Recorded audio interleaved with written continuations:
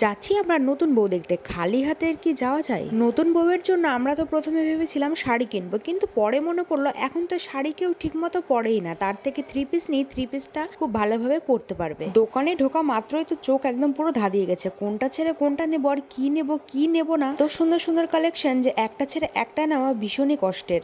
তো যাই হোক, তার মধ্যেও একটা আমি আর একটা মামি নিয়ে নিলাম নতুন বউকে গিফট করার জন্য, আর কিছুটা আমরা দেখে আসলাম, আমরা পরে গিয়ে নেব। আমি না কখনো এই দোকানে ঢুকিনি, কারণ এত সুন্দর সুন্দর কালেকশন দেখা যায় বাইরে থেকে, মনে হয় যে প্রচুর দাম, কিন্তু দোকানে যখন ঢুকলাম তখন তো পুরো একদম মাথাটাই যেন ঘুরে গেল।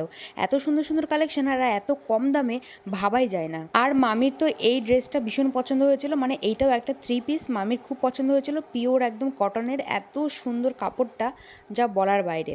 আমাদের কেনাকাটা কমপ্লিট, দোকান থেকে বেরিয়ে গেছি, আর দোকান থেকে বেরিয়ে দেখছি কি সুন্দরভাবে রাস্তাঘাটটা সাজিয়েছে, কেন জানো? কারণ হচ্ছে এখন নবরাত্রি চলছে। তারপরে আমরা চলে এসেছি যেখানে আসার জন্য বাড়ি থেকে বেরিয়েছিলাম, আর এখানটা এসে একটা হাসির কাণ্ড ঘটে গেছে, তো তোমরা এই ভিডিওটা পরে দেখতে পাবে। আর তোমাদেরকেও দেখাবো নতুন বউকে।